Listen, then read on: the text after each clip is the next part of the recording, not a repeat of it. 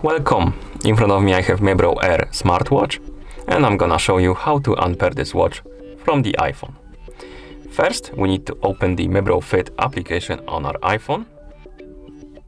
In the app, let's tap on the devices. Here you should see the Mibro Air on the list of devices. It should say connected. Now scroll down and tap on delete device. Then tap on confirm. Now we can tap on close, and as you can see, the device disappeared from the list of devices. We can close the app. Now let's open the settings on our iPhone. In settings, tap on Bluetooth. Here find the Mibro Air device. As you can see, we have two of them for some reason.